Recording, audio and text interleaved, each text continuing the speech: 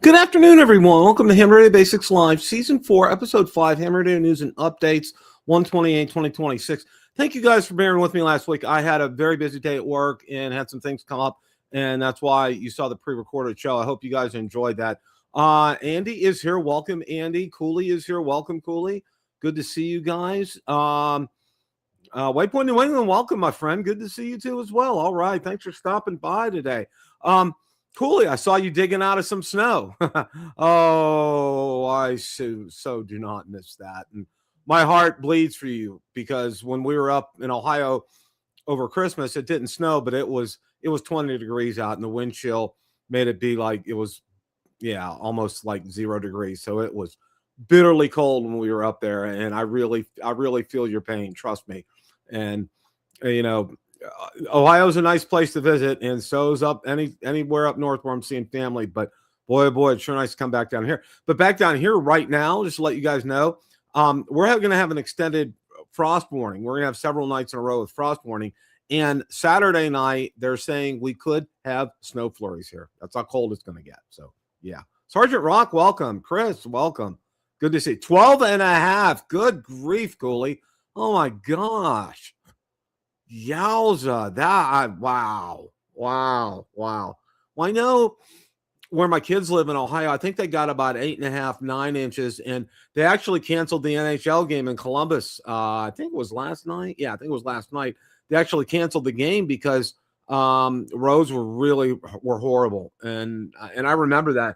And I was telling my wife, I said, the county will declare a snow emergency, and they'll give it a level number. And if it's level 3 over in the Columbus area, that means if you're on the road, you'll get arrested. I mean, they don't mess around. They do not want you on the road. So as I tell her, I'm trying to explain to her, I said, how everybody runs the grocery store whenever we're getting an advanced warning of a hurricane. Well, it's the same thing with advanced warning of a winter storm up there.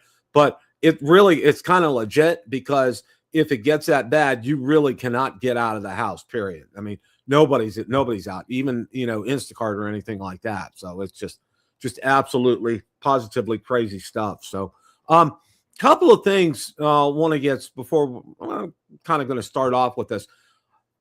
February 13th is coming up, guys, and that is Orlando Hamcation. We're going to be there that Saturday, which would be the 14th, I believe. Yeah, it's going to be the 14th. So if you guys are going to be out there, be looking for Val, and I will be out there Saturday all day. We just kind of go for the day. We don't go and stay overnight, because Orlando's the kind of,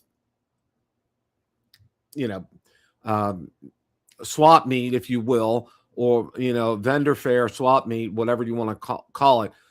You can get it done in a day very easily, because there's really kind of only 2 main buildings that you need to go through, and everybody's in there. So, and besides, and we'll probably see everybody that we want to see, because I want to see some of the guys from YouTube and talk to them for a few minutes. But we'll probably take some money with me, not a lot, because I don't want to break the bank. So I'm probably will be best to leave credit cards home. So, but I've been to both of them. I've been to both Hamcation and Hamvention, and I say for me, well, for a lot of reasons. Number one, Orlando's only.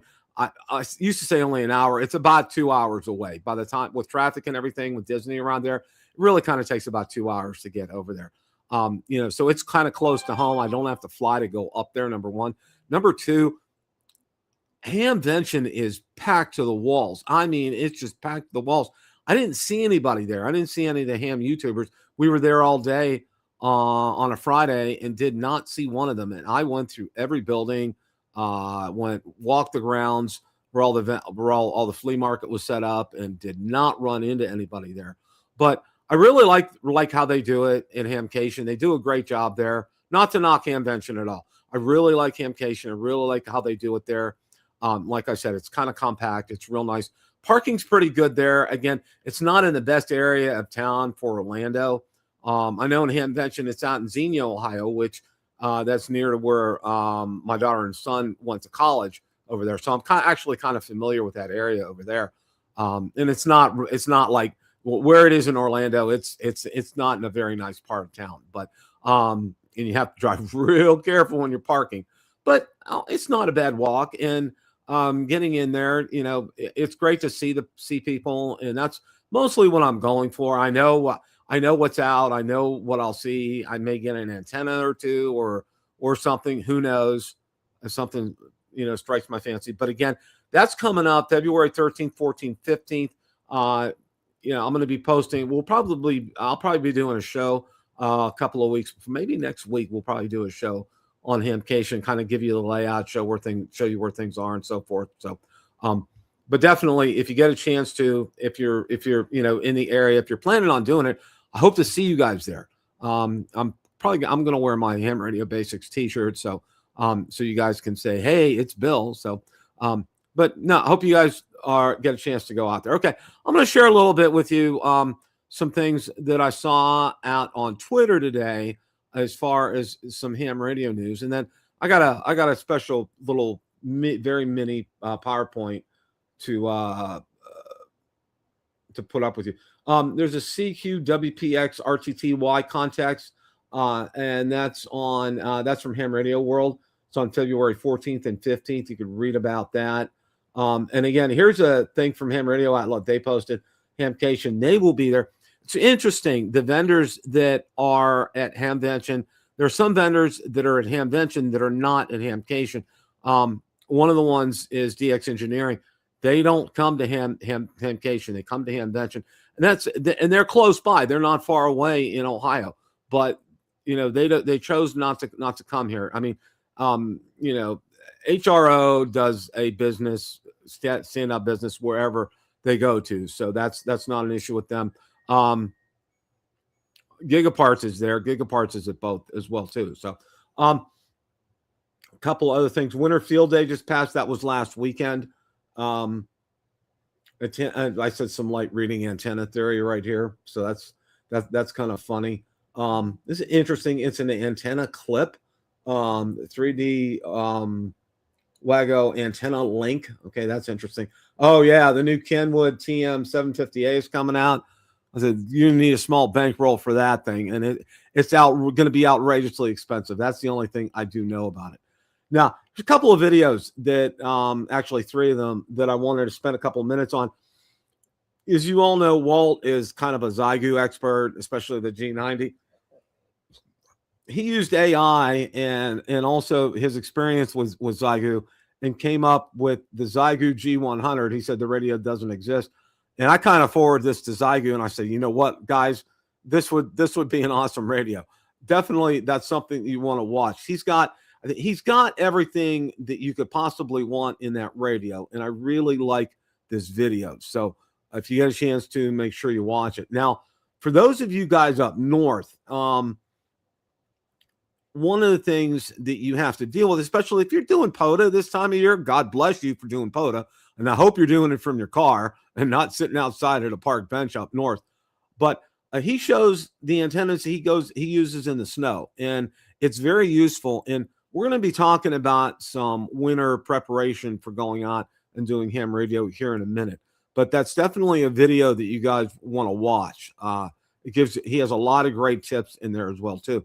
Now, Mike K at MRD, he got sent a ICOM 7300 MK2 review unit from Gigaparts, and he does an unboxing and a setup and first use on this, and it's really good. Mike does a thorough job on his videos. He does a great job, and he shows you, right away. He shows you, he compares it to his 7300, and you can see that the ports that are different on there. For example, the big thing I'm all big about that is the HDMI port is fantastic.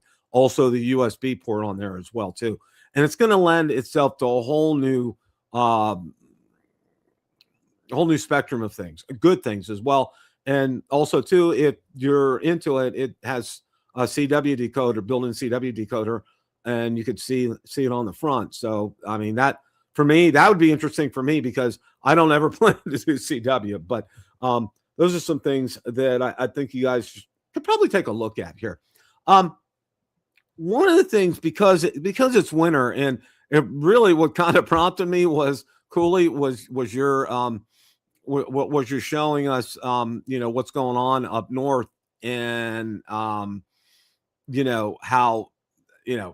bad it is up there. And I wanted to go ahead and talk about, and I kind of used ChatGPT to help me out, to give you guys some tips on, if you're mostly, this would be if you're doing POTA, and if you're possibly doing POTA outside, some kind of tips regarding that. And it really, I think these are very well done. I got my hats off to ChatGPT for this. So let me go ahead and share this here.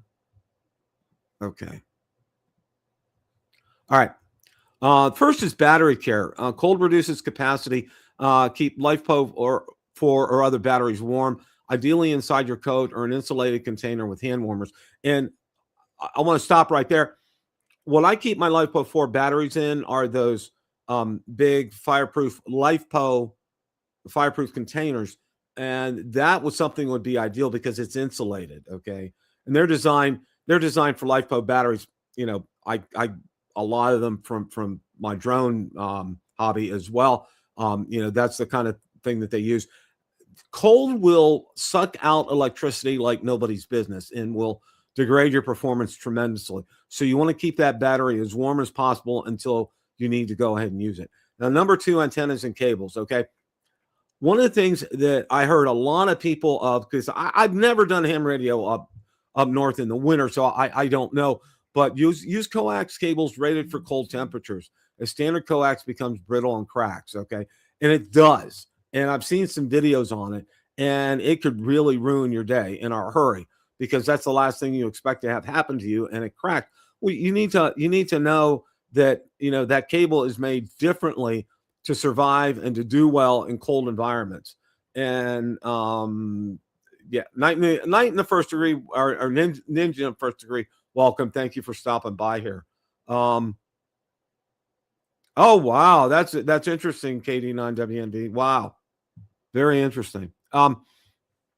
So, and also bring some spare antennas. It's always good to have a backup antenna, especially if you're going out and doing POTA for the day. If you're going to be out for several hours, you want to have something else that's going to work in a hurry. I know that, I think it's called JPC 112, that portable setup that's in a little foldable container like this that you screw together and put up, and have some radials that you throw on the ground. That would be something that would be real good, because it's extremely quick setup, and you could still be able to get on the air with that. Okay. Radio protection. Keep radios in protective, insulated, or padded cases when not in use. Small portable USB powered heaters can be used in cases. And that's true. You can do that. Most of the cases that you get, especially, and the big thing is, keep the thing with keeping it warm is keeping it inside your car or truck if you're going out and doing POTA, until you actually need to go out there and do it. Now, a lot of times, a lot of people are real smart, and they have antennas on their vehicles, or they hook up an antenna to the back of their bumper, or if they have a truck, and they do a POTA from the comfort of their nice warm vehicle. So that's a thought as well too. Now, this is interesting. Modes and frequencies. Lower bands, 40 meters and 80 meters, are often more reliable at night. 10 meters can still be excellent during the day, despite shorter days. So that's a really good tip right there. That's something. And again, that's something that I found through ChatGPT. And I researched that, and it is accurate. Okay. Power supply. If using a vehicle, ensure your battery is healthy. If operating from a battery, use LifePo 4 for better low temperature performance. And those batteries do work very well in low temperatures. I did read on that. I don't have experience with that, but they do a good job out there. They do a good job out there when the weather's cold. But again, the thing that you need to remember with this is you need to keep them warm until you're ready to go out there and use them and put them out there. So, all right. One more slide here. Personal comfort and safety. A lot of times we focus when we're going out there and doing POTA, and I'm thinking of myself as well too. I'm not thinking about myself. I'm thinking about getting the radio, the antenna set up, and so forth and everything. And I'm not thinking about myself personally. And in a lot of instances, for example, if you're doing POTA in the state of Florida, you need to be aware of a couple of things. One, you need to be aware of and make sure that where you're set up, that you don't have any creepy crawlies around you. And what I mean by are snakes, because there's a lot of indigenous snakes to the state of Florida, and a lot of them are poisonous. And the other creepy crawly that you don't want to see is alligator, 8 or 9 or 10 foot long. So hopefully, you get into an area where you don't have to encounter either one of those. So I know that. Well, I know, for example, Mike K at MRD, he on one of his videos, he went out way out back in the state park in Texas. And sure enough, he saw a nice good old diamondback rattler right in the middle of the road there. So you need to be aware of your surroundings. With this, you kind of need to be aware of your surroundings, but, you look at it in several points here. Number one is clothing. Dress in layers with moisture wicking materials. Wear warm wool socks and a hat. That is excellent advice, because you do want to dress in layers. You don't want to dress super, wear something super bulky and then not be able to move around. The idea is to be able to move around. If you wear thin layers, you're able to do something like that. So that's a piece of advice. Wear warm wool socks. Wool socks are the best to wear if you're going to be outside for any extended period of time, and definitely a hat. Can't emphasize that enough. Hand protection. Use mittens or fleece gloves designed with slots for fingers, which allow for manipulating dials and keys. A lot of us don't think about that when we're going out there to do POTA outside, that we use normal gloves to do that. And that's not going to work in that instance. That's not going to work, because you need that, fine to tune also, and to do other things with your radio, to key your mic up and so forth. And it's really hard with those bulky winter gloves to do something like that. So that's why you need to have those special gloves that have slots for fingers to be able to allow you to use your fingers. Insulation. Avoid standing directly on frozen ground. Use foam mats, carpet scraps, or chairs to insulate yourself. And that's a really good point as well, too. A lot of times when people set up for POTA, a lot of times they'll do it on a picnic bench, which is okay. But even when you're doing it on a picnic bench, it's inside a shelter which has a concrete platform.